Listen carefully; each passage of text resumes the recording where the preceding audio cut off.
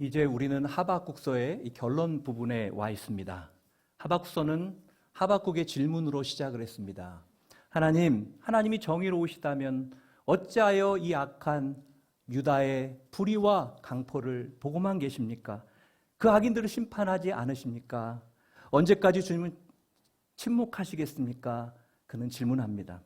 하나님의 대답은 내가 바벨론을 통해서 그들을 징계할 것이다 라는 그런 충격적인 내용이었죠. 이에 하박국은 하나님 징계하는 건 좋지만 우리들보다 더 악한 바벨론을 통해서 징계한다라는 것은 그것은 말이 되지 않습니까?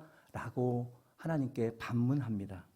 하나님께서는 그에 대해 때가 되면 내가 그 바벨론의 죄악을 철저히 징계하겠다 말씀하시죠. 하나님의 사역은 완료형이 아니라 현재 진행형이라는 것입니다. 우리도 살아가다 보면 이해되지 않는 그런 어려움들을 경험하게 됩니다. 악하고 불의한 자가 잘 되고 승승장구하는 거예요. 그리고 반면에 정직하고 선하게 살면 손해보고 바보 소리 듣고 살아가는 겁니다. 세상 살면서 보니까 정직과 정의보다 어떤 술수나 어떤 요령이 이기는 것처럼 보이는 거예요. 그럼 누가 여러분 정의롭고 정직하게 살고 싶고 선하게 살고 싶겠어요? 다 악인의 모습과 방법을 따라 살려고 하지 않겠습니까? 이것이 오늘 하박국의 마음 안에 있던 그러한 갈등이요, 염려요, 고민이었던 것입니다. 그러나 그럴 때 우리가 잊지 말아야 할 것이 있습니다. 하나님의 사역은 현재 진행형이라는 거예요. 그것은 끝나지 않았다라는 것입니다. 여러분, 하나님의 사역이 현재 진행형이라면 지금 우리가 체험하고 있는 것이 마치 마지막 최종적인 결과인 양 우리가 두려워하고 당황하고 하나님을 원망하는 그것은 옳지 않다는 거예요. 이 세상은 한참 여러분 공사 중인 공사장이라고 생각하시면 됩니다. 그 시공자는 누구예요? 하나님입니다. 여러분, 교회 옆에 보면 건물 공사를 한참 하고 있어요. 그래서 제가 가끔 제 방에서 내려다보면 공사 현장이 너무나 잘 보입니다. 위에서 보는 공사 현장은 또 다르더라고요. 전에는 내려다 보였는데 지금은 이제 이 건물 높이보다 더 높이 올라갔어요. 근데 밑에 있을 때 제가 자세히 보니까 그 건물 현장이 뼈대부터 각종 선까지 다 보이는 거예요. 그런데 형편이 없어요.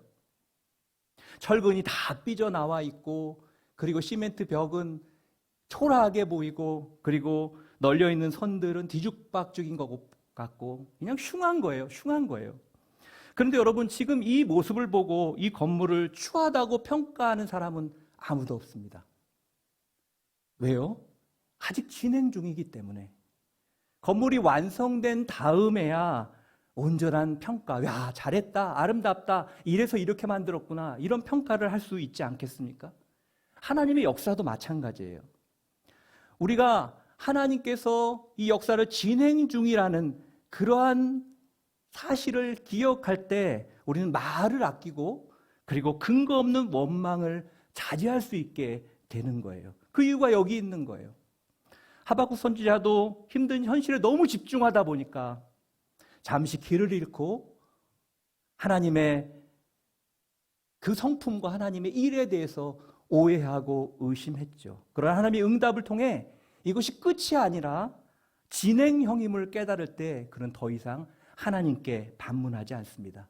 오히려 하나님의 살아계심과 그분의 놀라운 계획 앞에 깊은 감동을 받아서 2장 마지막 절에 이렇게 선포하지 않습니까? 그러나 여호와는 거룩한 성전에 있다. 온 땅은 주 앞에서, 그분 앞에서 잠잠하라. 이 잠잠하라라는 히브리 단어가 지난번에 제가 설명했지만 감탄사예요. 쉬, 이거예요. 쉬, 잠잠하라. 쉬. 하박국은 온 땅을 향해, 그리고 자기 스스로 자신을 향해 그는 말하고 있는 거예요. 어떤 상황 속에서도, 어떻게 이해되지 않는 그런 현실 속에서도 쉬, 하나님만 믿고 따라가라고 그는 외치고 있는 것입니다. 하박국은 1장의 의문과 항의에서 시작해서 2장 마지막 절에 깨달음의 침묵으로 나아갑니다. 이제 그것을 지나서 오늘 3장부터 보면 기도와 찬양의 자리로 나아가게 된다라는 거예요. 여러분, 이 과정이 우리에게도 필요합니다. 때로는 하나님 앞에 의문이 생기고 항의가 됩니다. 그러나 하나님을 만나는 순간 그것은 깨달음의 침묵으로 바뀌게 돼요. 그러면 우리는 어디로 나갈 수 있어요? 그분을 그럼에도 불구하고, 내 현실에도 불구하고, 지금과 같은 이런 이해되지 않는 상황 속에서도 우리는 그분을 찬양하고 기도할 수 있는 자리로 나아가게 된다라는 것입니다. 이 하박국 선지자를 묵상하다 보면 오버랩다는 그런 선지자 한 명이 있어요. 요나예요. 저는 자꾸 요나가 오버랩이 됩니다. 요나도 하박국처럼 이해되지 않는, 그리고 받아들일 수 없는 명령을 받죠. 그때 원수였던 아수르의 니느웨로 가서 그들에게 하나님의 말씀을 전하라는 거였어요. 여러분, 하나님을 아는 요나는 하나님의 마음을 간파했어요. 그거는 심판이 아니라 용서다. 그러니까 그는 거기로 가지 않고 반대편 욥바로 가지 않습니까? 그러나 결국 그는 니느웨로 가서 심판의 소식을 전합니다. 그런데 아니나 다를까 그들이요, 동물까지 다 회개를 해버리는 거예요. 하나님께 다 돌아와 버리는 거예요. 여러분, 요나는 그게 너무 싫었어요. 다 죽어야 되는데, 다 심판을 받아야 되는데 그들이 회개하는 게 너무 싫었어요. 단 하루 살다 간 박농쿨을 그렇게 애지중지하면서도 12만이 넘는 니느웨 사람들의 생명에 대해서 소중하게 여기지 않은 요나에 대해서 하나님께서 내가 그들의 생명을 소중히 여기는 것에 대해서 그것이 잘못이냐? 요나에게 반문하죠. 요나는 침묵으로 끝을 맺습니다. 요나와 같은 그런 시작의 모습이지만 하박국은 결과가 달랐어요. 결말이 달랐어요. 요나서는 하나님의 물음과 요나의 침묵으로 끝납니다. 이 침묵의 의미가 뭐였는지는 두 가지로 생각할 수 있죠. 하나님의 그 의미를 인정하기 싫은 침묵일 수도 있고요. 또 하나는 자신이 도저히 하나님께 할 말이 없는, 부끄러워서 그런 침묵일 수도 있어요. 그러나 요나는요, 하박국처럼 침묵을 넘어 기도와 찬양으로 나아가지 못했어요. 그런 면에서 개인적으로 보면 요나보다는 약간 하박국이 조금 더 단수가 높은 선지자가 아닌가라는 생각을 해봅니다. 여러분, 우리가 여기서 머물면 안 돼요. 침묵에서 머물면 안 돼요. 우리는 기도와 찬양의 자리로 나아가 그 주님의 계획을 바라볼 수 있는 사람이 돼야 된다는 거예요. 저는 우리도 어떤 이해할 수 없는 상황 속에 하나님에 대해서 의문과 항의로 시작할 수 있지만 깨달음의 침묵의 그 시간들을 지나서 기도와 찬양의 자리까지 나아갈 수 있는 여러분 되시기를 축복합니다. 하박국이 질문으로 시작했을 때나 지금이나 상황은 변화된 게 아무것도 없어요. 똑같아요. 달라진 건 없어요. 오직 달라진 게 있다면 그것은 하박국 자신이었어요. 그는 고민과 갈등 속에서 하나님을 만나게 된 거예요. 그리고 임재를 경험하는 순간 그의 의심은 눈 녹듯이 녹아내렸어요. 그리고 하나님에 대한 확신과 신뢰로 가득 차게 되었다라는 것입니다. 오늘 3장 본문은 그 하박국이 드리는 믿음의 고백이에요.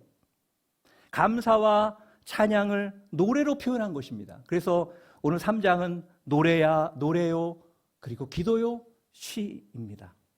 1절 한번 같이 읽어볼까요? 1절 한번 읽겠습니다. 시작. 이것은 시기 오롯 형식에 맞춘 예언자 하박국의 기도입니다. 여기 시기 오롯의 형식에 맞췄다라는 표현이 있습니다. 시기 오롯은 시편 7편에도 보면 사용된 음악 용어예요. 그런데 이 뜻이요, 정확히는 아무도 몰라요. 다만 3장 19절에 보면, 뒤에 3장 19절에 보면 지휘자에 의해 현악기에 맞춰 노래한 것, 이렇게 돼 있어요. 지휘자에 의해서 현악기에 맞춰 노래한 것.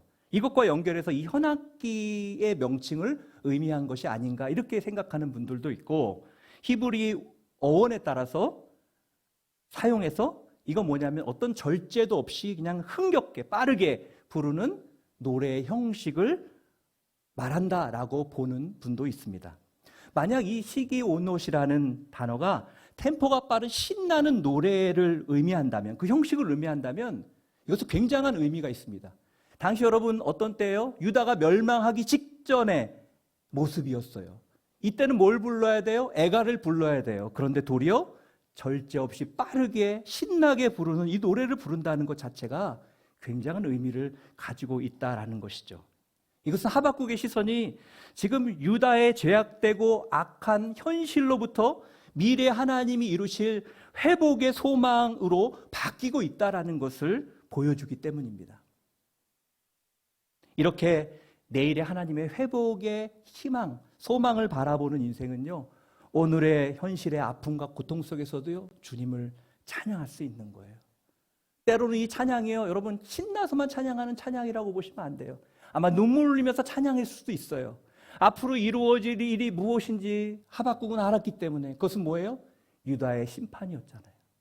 아마 그는 눈물을 흘리면서, 그러면서도 기쁨의 이 노래를 빠른 템포로 불렀을지도 몰라요. 그러나 분명한 사실은 내일의 하나님의 놀라운 역사를 바라보는 사람은 오늘의 현실 가운데서도 주님을 찬양하는 인생을 살아가게 된다라는 것입니다. 오늘 하박국 3장의 표제가 뭐예요? 기도라고 되어 있습니다. 기도. 하지만 넓게 보면 3장 전체는 찬양이요, 감사요, 시라고 표현할 수 있습니다. 2절을 같이 한번 읽어보겠습니다. 2절 시작. 오 여호와여, 나는 주의 명성을 듣고 두려웠습니다. 오 여호와여, 주께서 하신 일을 이 시대에 다시 새롭게 하셔서 이 시대에 알려지게 하소서. 진노 가운데서도 자비를 기억하소서. 하나님의 구체적인 계획과 또 놀라운 하나님의 위엄과 임재를 경험한 하박국은 이제 기도의 노래를 부르기 시작을 해요. 하박국의 기도의 내용은 세 가지입니다. 첫 번째 뭐냐면 하나님이 하신 일에 대한 자신의 감정을 솔직하게 고백합니다. 여호와여, 나는 주의 명성을 듣고 두려웠습니다. 이 명성이란 개역개정에는 소문이라는 표현을 썼어요. 여기서 주께 대한 명성과 소문은 어떤 것일까요? 하박국은 질문을 던졌었죠. 왜 악인이 형통합니까? 하나님, 왜 의인이 고난받게 내버려 둡니까? 아무리 유다가 악하더라도 바벨론으로 침판하는 건 아니죠. 그는 그렇게 질문했습니다. 그래서 그는 2장 1절에 내가 망대에 올라가서 하나님이 어떻게 하시는지 내가 기다리고 지켜보겠습니다. 그는 시퍼런 눈을 뜨고 하나님을 보겠다고 이야기합니다. 그러자 하나님이 2장 3절부터 답을 하시기 시작하시는데 그 말씀에 깜짝 놀라요. 아무 일도 하지 않고 계시는 그런 하나님인 줄 알았어요. 그리고 우리에겐 별로 관심이 없는 하나님인 줄 알았어요. 그런데 갑자기 하나님이 입을 여시자 선지자는 충격을 받는 거예요. 그것이 얼마나 깊은 것인지, 그것이 얼마나 구체적인 것인지 하박국은 깜짝 놀라서 침묵 가운데 그는 두려움이 임한 것입니다. 여러분, 여기 두려움이라는 건 공포가 아니에요. 이 두려움은요, 경외함입니다. 두려워요. 그렇지만 그분이 너무 좋아요. 그분에 대한 경외함. 그 두려움의 이유는 무엇이었습니까? 그것은 유다와 바벨론의 심판이 아니었어요. 그 두려움의 이유는 바로 하나님 때문이었어요. 그가 얼마나 두려웠는지 16절에 보면 그 표현을 하고 있습니다. 우리 16절을 같이 한번 읽어볼까요? 16절 시작. 그 소리를 듣고 내 뱃속이 뒤틀립니다. 그 소리에 내 입술이 떨립니다. 내 뼈가 썩어 들어가고 내 다리가 후들거립니다.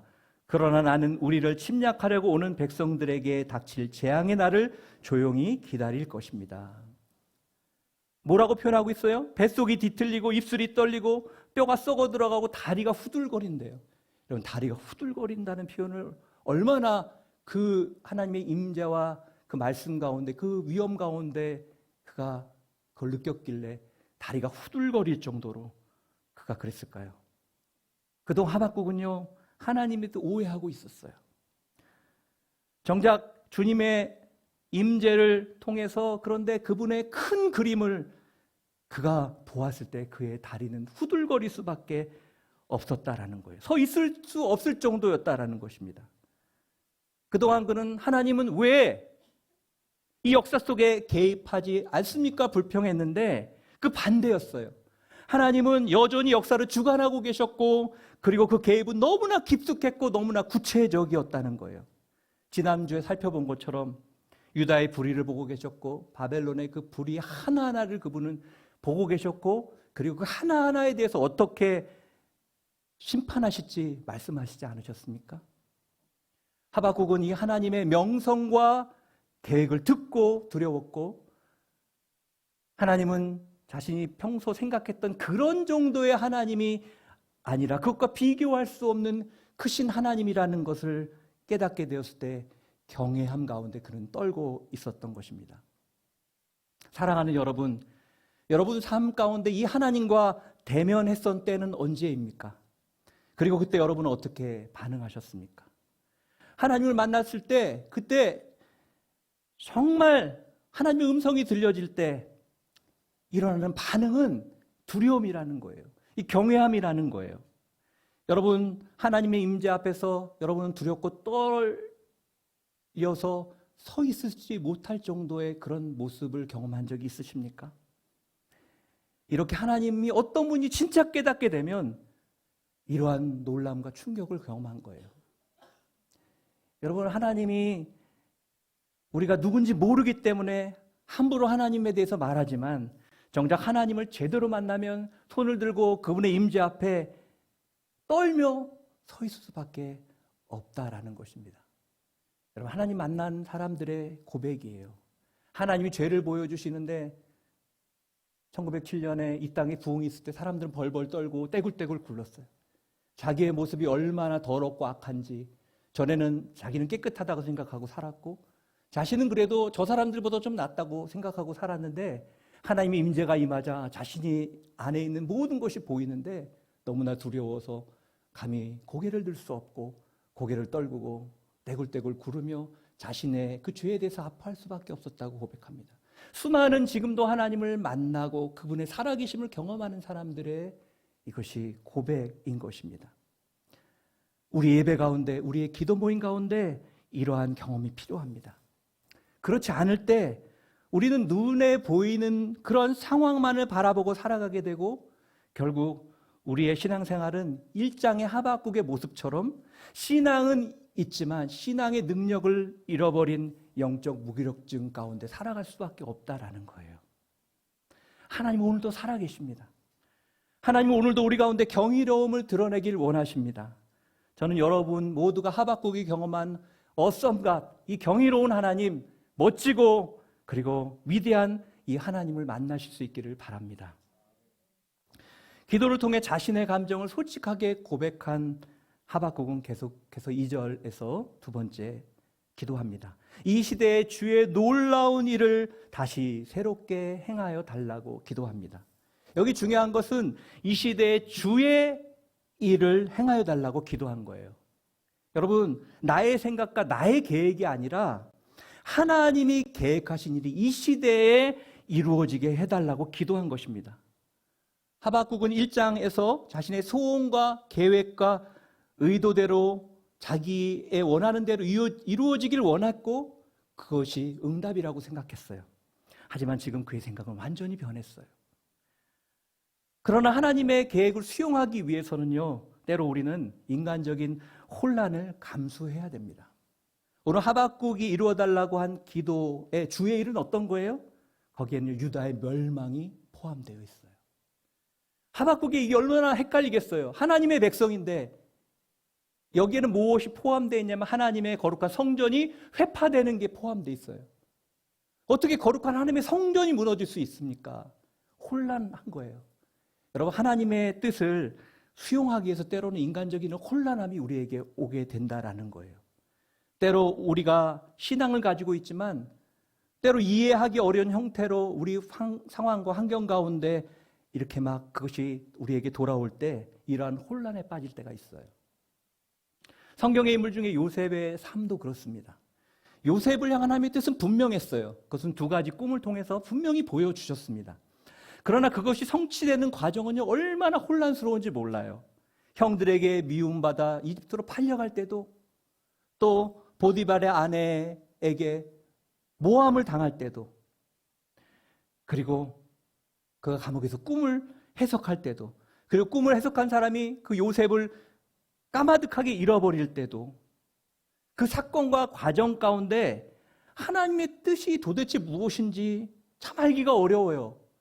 뭔가 이루어질 것 같으면 뭔가 이루어지지 않아요. 끊임없이 그의 삶을 보면요, 형들이 그의 삶을 주관하는 것 같고, 보디발이 그의 삶을 주장하는 것 같고, 술 맡은 관원장이 그의 생명을 주장하는 것 같이 보여요. 끊임없이 요셉의 운명을 바꿔줄 누군가가 보이긴 하는데, 근데 그것이 계속해서 실망으로 돌아가는 거예요.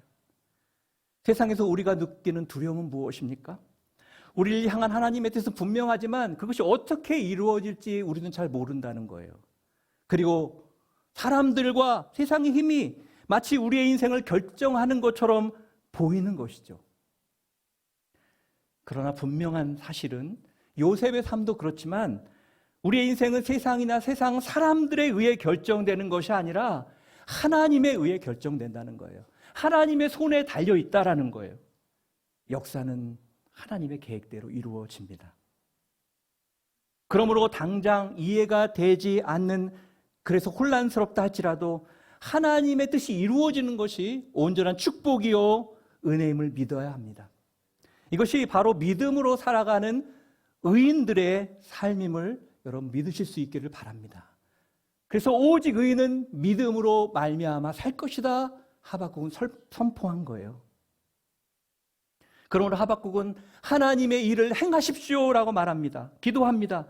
유다가 망하더라도 하나님 행해 주십시오. 내가 어렵더라도 하나님 행해 주십시오. 내가 지금 무너지더라도 행해 주십시오. 그러나 속히 회복시켜 주십시오. 그 회복을 바라보고 있는 거예요. 우리는 망하는 일 없이 흥하기를 원합니다. 그러나 십자가 없이 부활의 역사는 나타나지 않는 것입니다. 하박국은 1장에서 거친 질문들로 시작했지만 점점 그가 영적으로 성장하기 시작하면서 조금씩 순화됩니다. 그리고 하나님에 대한 무지를 깨달으면서 내적으로 변화가 일어나요. 현실은 굉장히 어렵지만 그럼에도 불구하고 하박국은 소망의 얼굴로 그 하나님을 빠른 템포로 지금 노래하고 있는 거예요. 1장의 의심에서 관찰로, 그리고 이제 관찰에서 경배로 나아가고 있는 그 하박국의 간구의 의미는 무엇일까요? 그것은 이제 자기의 뜻을 주장하는 것이 아니라 하나님의 뜻을 신뢰함으로 하나님의 뜻이 이루어지기를 갈망하는 그런 믿음의 고백인 것입니다.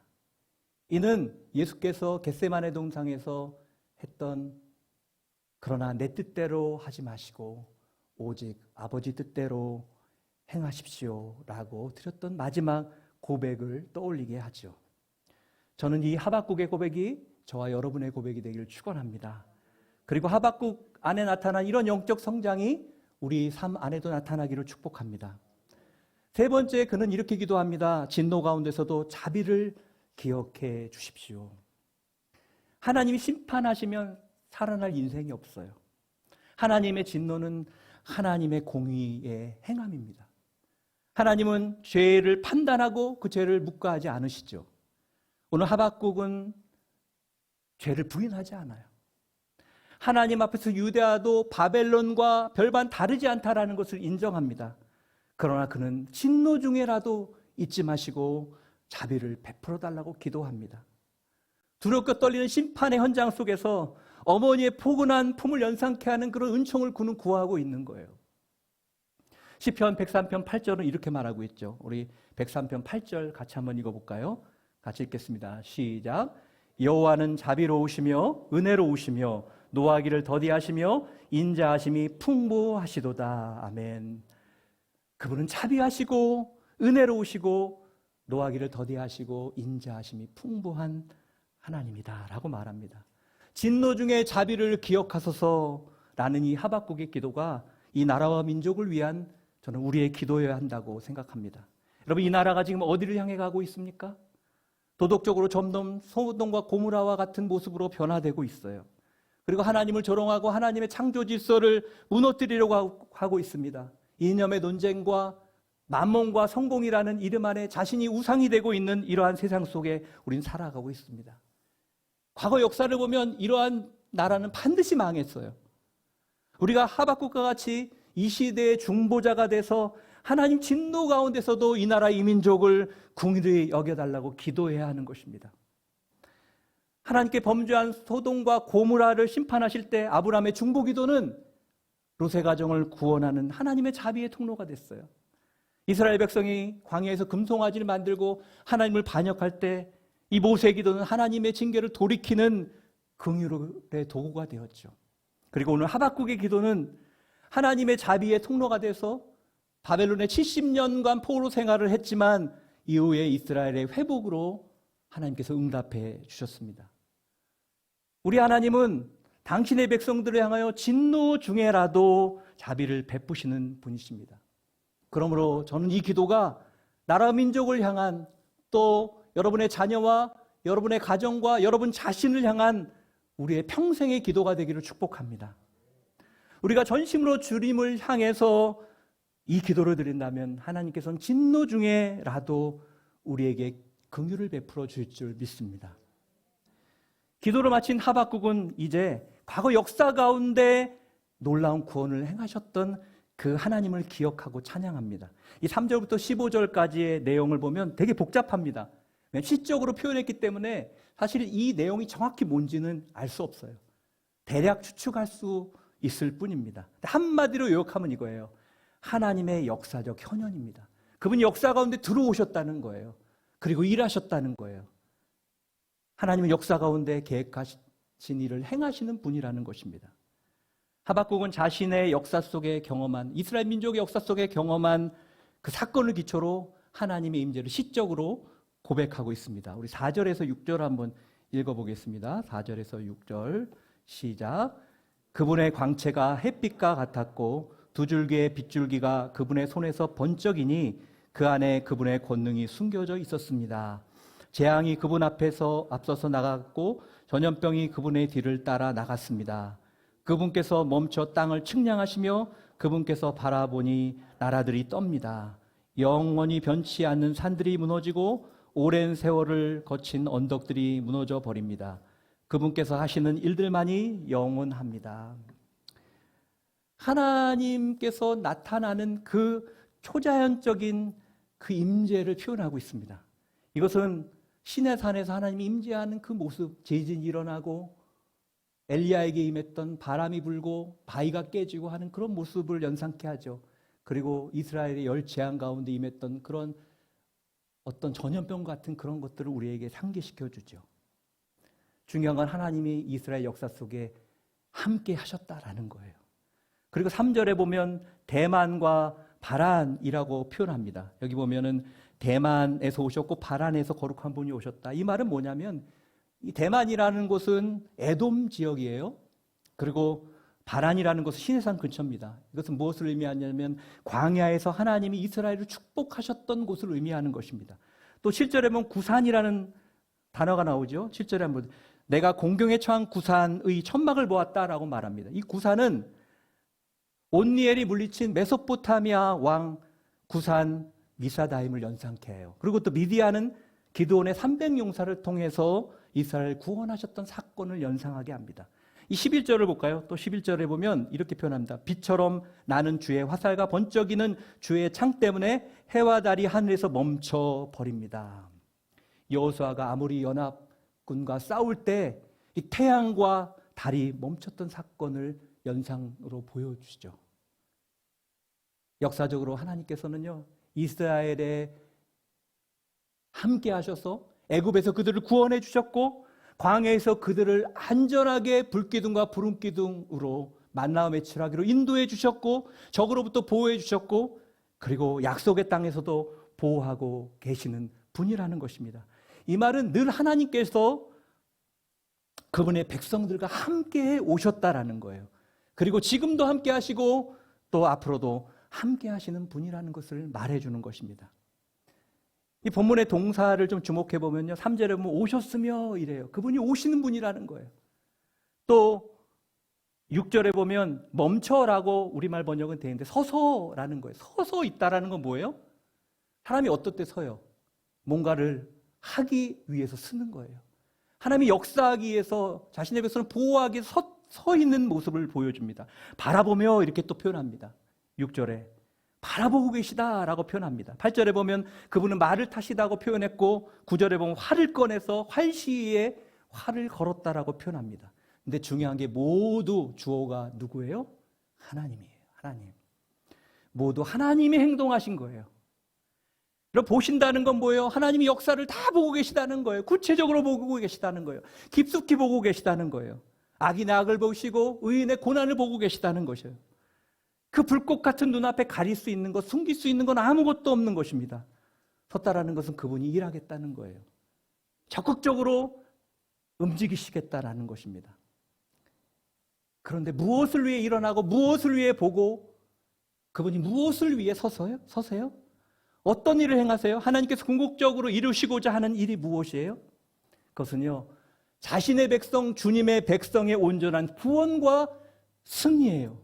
궁극적인 하나님 나라를 이루고 하나님 안에 거하는 그 하나님의 백성의 승리와 구원을 이루시는 것이 하나님이 결국 이루고자 하는 그러한 계획이라는 것입니다. 우리 13절을 같이 한번 읽어보겠습니다. 13절 시작. 주께서는 주의 백성을 구원하시려고 주의 기름 부음 받은 사람을 구원하시려고 나오셨습니다. 주께서 악한 사람의 집 우두머리를 쳐 부수셨고 발에서부터 머리까지 벌거 벗기셨습니다. 아멘. 하나님이 행하시는 궁극적인 그림을 보여주셨습니다. 이것이라는 거예요. 그러므로 하박국은요, 지금 자기 안에 놓여있는 상황은 너무 힘들어요. 계속 유다는 악인이 판을 치고 있고 곧 바벨론에게 무너지기 직전이고 소망이 없지만 그는 여기서 말하는 것처럼 악한 사람의 집 우두머리를 쳐부시고 발부터 머리까지 벗기셨습니다. 이스라엘 백성을 구원하기 위해 지금도 일하시는 그 하나님을 바라볼 때 그는 혹시 눈물을 흘릴지라도 그런 눈물을 흘리며 기쁨으로 주님을 찬양하고 있는 거예요. 그동안 하박국은 잠시 하나님을 오해했어요. 일하지 않는 분으로 생각했어요. 그분은 주무시는 분으로 생각했어요. 그러므로 불평 어린 그런 질문을 했던 것이죠. 그러나 그게 아니라는 것을 깨달은 것입니다. 그러므로 그의 이제 시선은 이제 과거에서 현재를 지나 미래의 영원한 구원과 승리를 향해 가 있는 것입니다. 그래서 그는 탄식으로 시작하여 빠른 템포로 기쁨으로 주님을 찬양하고 있는 것입니다. 오 여호와여 주의 일을 새롭게 행하소서. 이 세대의 주님을 알게 하소서. 저는 이 고백이 악인들이 득세하고 의인이 핍박받는 이 시대 속에 살아가는 우리 모두의 고백이 되시길 축복합니다. 오 여호와여 주의 일을 새롭게 행하소서. 이 멋진 고백이 저와 여러분의 고백이 되시길 바라고 오늘 하박국의 시선의 변화, 영적인 변화가 우리 안에도 우리 모두에게도 일어날 수 있기를 주님의 이름으로 축원합니다. 기도하겠습니다.